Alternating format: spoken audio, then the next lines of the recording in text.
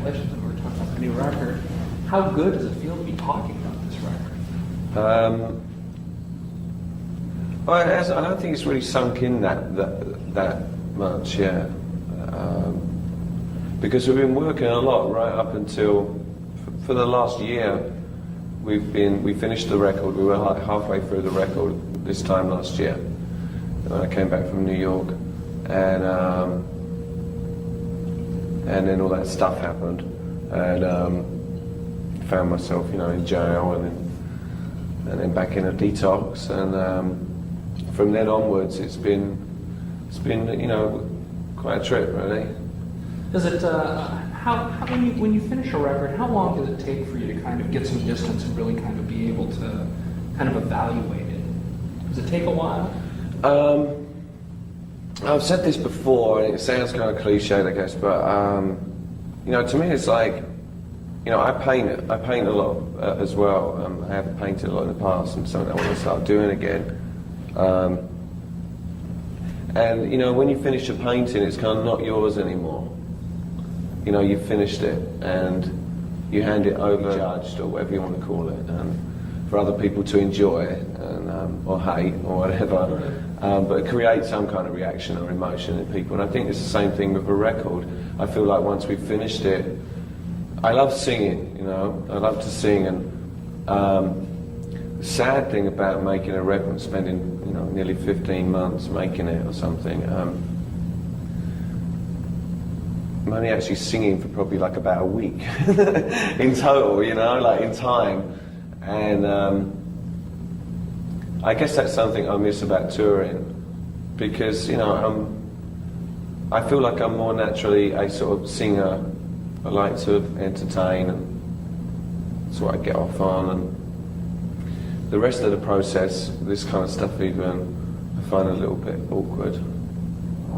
Talking about it, because it's kind of done. It's done. There it is, and I feel uncomfortable then trying to kind of make people want to like it. But that's the nature of the beast, really. The music business, There's a lot of competition. And it's not about talking about it; it's about doing it. So it's like, well, and that's what I mean. We've done it. Right. It's done. It's finished, and it speaks for itself, and you either like it or you don't. How closely I've heard some of the other Martin and some of the other guys talk about that this kind of sort of parallels the journey that you guys were on since the end of the last tour. Is that accurate? I mean, is this kind of a document? Well, I don't know. I wouldn't say that. I mean, the album primarily sort of talks about, I think musically as well as lyrically, destiny and your own destiny, and how we all try and steer it in a way that we feel is right. Quick fixes everywhere, and whether it's sex, food, drugs, whatever, or rollerblading, and we do things to extreme, and you kind of miss everything on the way if you're not careful. And I think destiny is pretty much set out for you anyway. I really believe that, and I think Martin believes that too. And being in the same band for 17 years, with the same group of people, you pretty much, even though personally and individually, the way you deal with life might be different, we've actually experienced a lot of the same things. And the same kind of highs and the same kind of lows, because we've spent a lot of time together over the 17 years. So I think that's the only relation between the way Martin writes and I sing. It's kind of like I wear Martin's feelings on my sleeve, and they fit, A little bit, what's the secret to getting along with people and being so productive over such a long period of time? Most marriages don't last that long. Most relationships don't last that long. Basically not trying to fight the process of the fact that you don't get on, most of the time. I mean, it's like a family relationship, a very dysfunctional family. And when one person in that family kind of goes off the rails a bit, the whole thing shakes around for a long time. and it's like one of those little mobiles you see, you know, in recovery places, you know. When someone's sitting there like me, I'd sort of jump around a bit and the whole thing goes all over the place. And I think that's what Depeche Mode has been like for its whole existence, really. But I think that's kind of what makes it work. Because if it all runs too smoothly, I think it's hard to... I'm not saying that you have to go to kind of like the depths of hell to produce something that's worthy, but sometimes I think when you're in a place of sadness or pain, coming out of it is the high. And I feel like that when I sing, you know, that I can sing about how I'm really feeling inside with my voice. That's how I can express how I feel. Talk a little bit about the vocals. We were talking earlier before rolling. I just think the vocals are outstanding, really strong on this record. And talk a little bit about the vocal coach that you worked with. You alluded to that earlier. You never had a vocal. Have you had a vocal coach before? I did years and years ago, in about 1979, 80, something like that, and it was around the same time. I remember it was somewhere in London, and there's this woman called Tana Debret, and I used to show up for a lesson just after John Lydon had finished, and she was trying to teach him to sing too, and he used to sit in the corner of the room and just sulk. Malcolm McLaren would drop him off, and he would just sulk in the corner, and he wouldn't do a thing, and then Malcolm would come and pick him up, you know. I guess he was bullied into it. And I felt a bit like that, and I got a bit scared that this woman was trying to turn me into something that I wasn't, or change the character of the way I sung. And you know, singing like rock and roll music is very different to operatic kind of training and stuff. But there's a lot of stuff that you learn from these people that helps in every way, just about breathing. And singing's all about breathing and blowing air, you know. Well, what happened was we got about halfway through the record and we were doing trying to do vocals. We spent 6 weeks in New York or something, and I only managed to complete one song. I was pretty sick at the time, and just finding everything really hard. Just to kind of sit on the stool and sing was hard. And the only song I sang was Sister of Night, which I actually really liked the vocal, and it kind of set a precedent for the rest of the record. And everybody really liked what I did, but I couldn't do anything else. I'd like exhausted myself just doing one song. I know it sounds pretty pathetic, but I wasn't very well. And so it was suggested that I go back to LA and try and get my shit together and work with a vocal coach, which I, you know, resisted at first and just kind of felt like everybody was ganging up on me as usual. But I knew that I needed some kind of discipline and order in my life, and so I came back to LA and did completely the opposite for a bit and died for a little while, and then came back and got into it, you know, with the help of a lot of people and a lot of encouragement from other people like myself, and that had the same problems with drugs and stuff, and they helped me to kind of make that transition into real life again. So I would go and see Evelyn. In my day, I was actually living in a sober living place, which you have a curfew at night and stuff like that, and with a lot of other friends. And I'm going to see some of them tonight, which I'm looking forward to.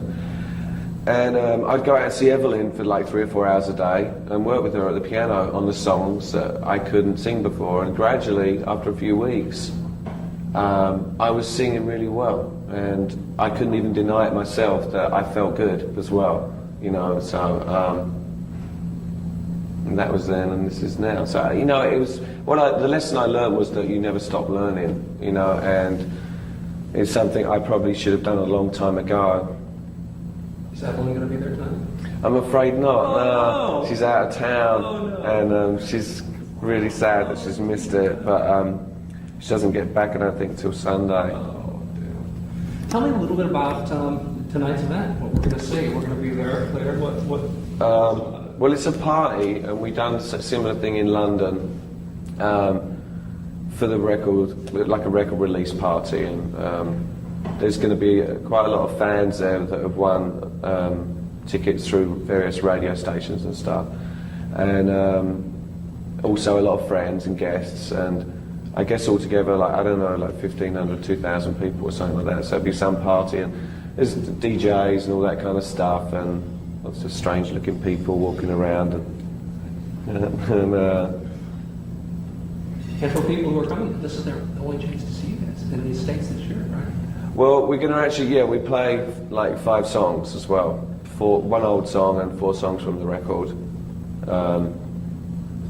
And it's fun doing it, you know. I'm really looking forward to it. What? Tell me a little bit about Martin has talked about how close you guys came for the band. Not happy about doing this record. How happy are you to be? You're gonna perform these guys tonight. How good do you feel? I mean, you look great. You look like you're really. Thanks.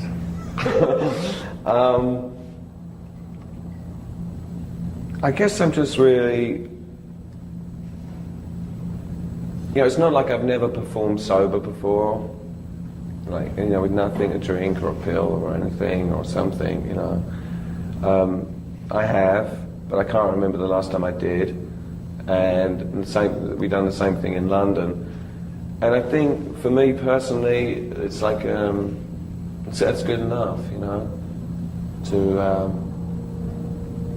to walk out and sing and feel really nervous and excited at the same time, and not have to sort of use something to prop myself up with, and just have to go out and kind of, you know, be drawn to the lines, as Mick Jagger would say. And it's okay, you know. It's like, I feel like I'm pretty happy. I'm just really, the thing that I'm most proud of at the moment is that I've managed to work at staying sober, you know, to be honest.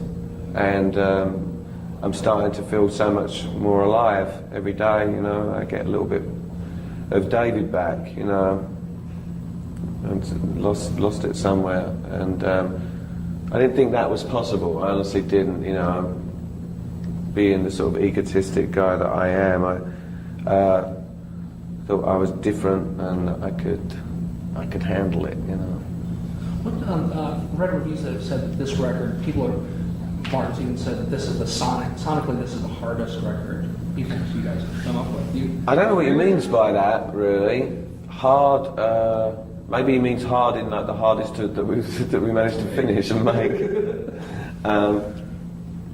I'd say it's the most soulful record that we've made. You know, I've got to say, like, when I hear some of the songs, you know, I get kind of goosebumps, you know. A couple of the songs on the record, I think we really kind of hit the spot. How important is it for you that other artists cite the band as an influence and say that may be the reason they got into music? Is that important to you that the band's place in history is acknowledged? I think it's flattering, and I think it's great if people get influenced to make music because they like the music that we make or whatever, or seen that you don't necessarily have to be the greatest musician in the world to have an idea, you know. There's a lot of technology that you can use now to get your ideas onto a piece of tape.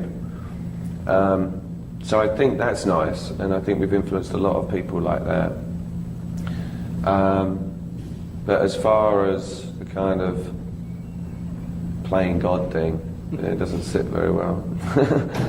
What advice do you give to young musicians who want to get into the business? And what kind of things do you tell them? How do you just have a good time and don't take it too seriously, and don't take yourself too seriously.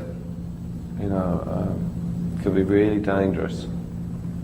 What gives you the most satisfaction out of being a musician?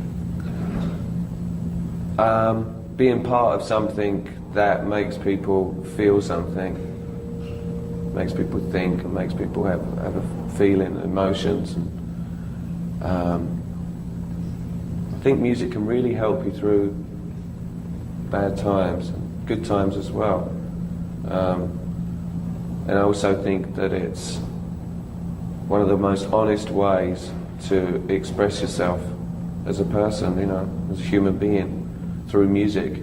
It's a real kind of gift that's been given. Has the music business changed a lot since the band started? Do you see it? Is it fundamentally the same beast, just different stripes, or is it a different game? I would say it's way more aggressive, yeah, business-wise.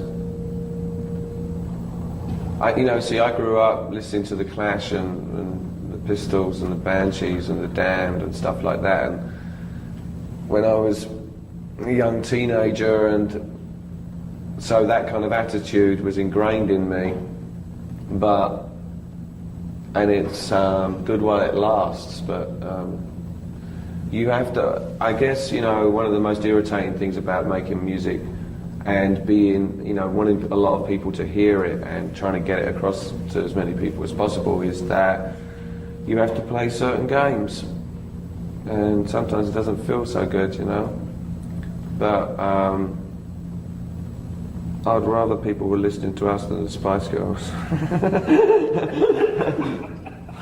Sorry. What last question? What are the plans for the rest of the year? I'm going back to New York and just being for a while. I'm looking forward to going back home and, you know, just slowly slip into life again and be part of life and hang out with my friends and stuff like that. Finding more David. Thanks very much.